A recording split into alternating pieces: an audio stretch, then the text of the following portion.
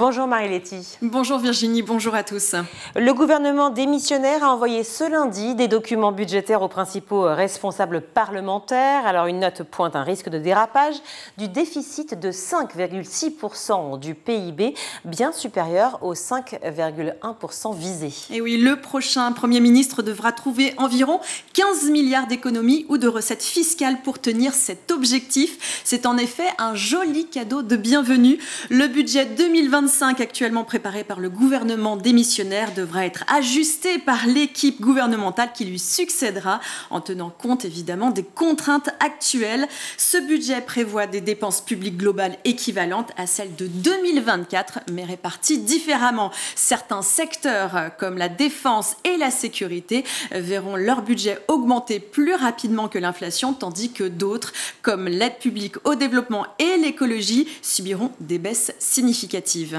Alors la ministre démissionnaire, Nicole Belloubet, critique le manque de moyens prévus pour l'éducation. Alors qu'en est-il du côté des dépenses pour l'éducation, Marie-Letty? Alors on le répète depuis maintenant 50 jours, sans gouvernement, c'est compliqué quand même d'y voir clair. La ministre démissionnaire de l'éducation, Nicole Belloubet, lors de sa conférence de presse le 27 août, demandait la sanctuarisation du budget lié à l'éducation.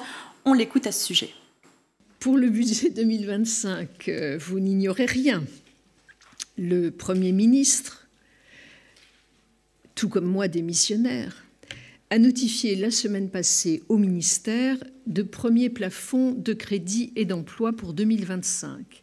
Ceux-ci doivent permettre au prochain gouvernement de finaliser la préparation du projet de loi de finances pour 2025, qui donc disposera d'une base technique qui pourra évoluer en fonction des priorités qui structureront le projet gouvernemental. Mais, je le répète, ce budget, qui à cet instant ne répond pas de mon point de vue à l'ensemble de nos besoins, n'est pas encore abouti.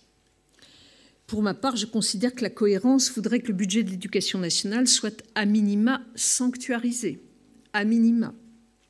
Le prochain gouvernement devra y être très attentif s'il souhaite maintenir une réelle ambition pour cette priorité nationale.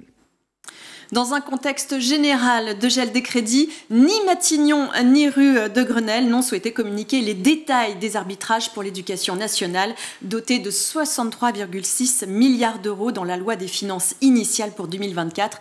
Nous reviendrons sur ce sujet dès que nous en saurons plus. Et une terrible nouvelle pour l'école maternelle des Bergers à Marseille. Une enseignante décède à la suite d'un malaise devant ses élèves. C'était hier. Elle avait 57 ans, elle était institutrice de grande section dans l'école des Bergers dans le 6e arrondissement de Marseille. Alors qu'elle effectuait sa traditionnelle rencontre avec ses nouveaux élèves, accompagnée de leurs parents, la professeure des écoles a fait un malaise cardiaque. Malgré l'intervention des parents, du personnel, puis des marins-pompiers de Marseille, la femme n'a pu être réanimée et est décédée. Pour l'heure, les causes du décès restent à préciser.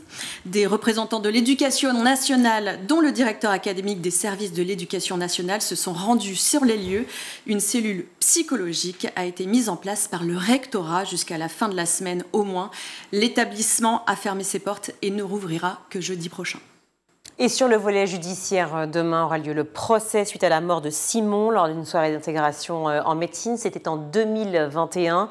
Les parents de l'étudiant demandent le report de ce dernier et souhaitent inculper l'université de Lille. Alors tout d'abord, on rappelle les circonstances de ce drame survenu le jeudi 8 juillet 2021. Simon, 19 ans, qui venait d'être admis en 2e année de médecine à Lille, participe à une soirée d'intégration.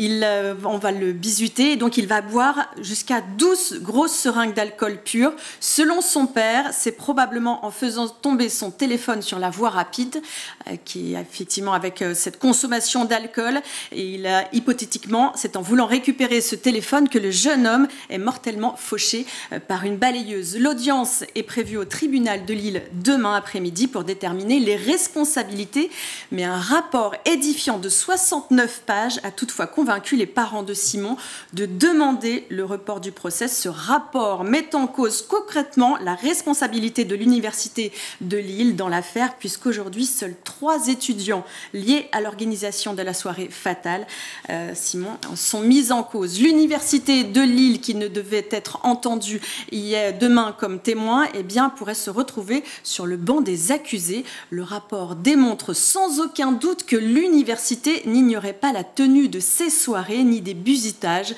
sur fond d'enivrement qui les caractérisent. Les 3 étudiants comparaissent donc demain. C'est 2 jeunes femmes et un jeune homme âgés de 20 et 21 ans à l'époque des faits et co-organisateurs de la soirée d'intégration. Ils sont poursuivis pour complicité de bizutage, incitation à la consommation excessive d'alcool lors de manifestations en réunion lieu en milieu scolaire. Autre élément, d'autres parents de cette nuit du 8 juillet ont cherché leur enfant en situation de grande détresse et certains auraient été retrouvés seulement grâce à la géolocalisation. Une soirée d'intégration absolument pas encadrée, donc pour une soirée qui a réuni plus de 150 étudiants dans un petit appartement de Lille. Pour rappel, une charte ministérielle mise en place en 2018 exige des universités qu'elles veillent à ce que les organisateurs d'événements étudiants respectent les règles.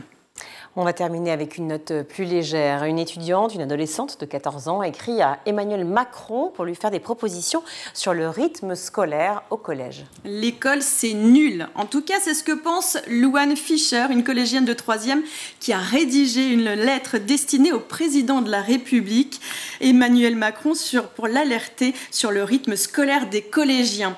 Pour elle, les journées sont trop longues et les élèves ont du mal à se concentrer, surtout qu'il faut ajouter au minimum 1 heure de devoir à faire à la maison. L'adolescente propose des journées d'environ 6 heures qui s'arrêtent vers 15 heures pour pouvoir bénéficier de l'aide aux devoirs et faire des activités extrascolaires. Elle propose également d'écourter les vacances d'été. Pour le moment, la pétition a réuni plus de 10 000 signatures.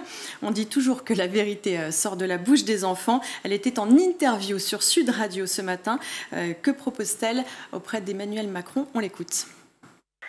Alors, donc je lui propose de faire des journées plus courtes, donc en commençant à 8h30 ou 9h et en finissant à 15h ou 15h30, avec par la suite des aides aux devoirs pour qu'on puisse être aidé s'il y a des matières où on a un peu plus de mal, éventuellement de faire du sport et pourquoi pas même des options comme robotique, anglais renforcé, mécanique ou plus de sciences, avec 1 heure de pause de midi. Pourquoi pas? Et qu'en pensent ses copains finalement? On l'écoute. Ils sont assez d'accord. Bon, forcément, moins enchantés pour certains d'avoir moins de semaines de vacances. Certains, ça ne les dérange pas, mais ils sont très contents et ils espèrent que ça va fonctionner. Alors cette lettre n'a pas encore été envoyée à l'Élysée, mais la pétition est active. Je pense que Louane va être élue déléguée de classe. Probablement. Hein. Bon, je sais qu'elle je sais pas si elle a promis des frites à la cantine. C'est ce qu'on verra. Merci Marie-Letty.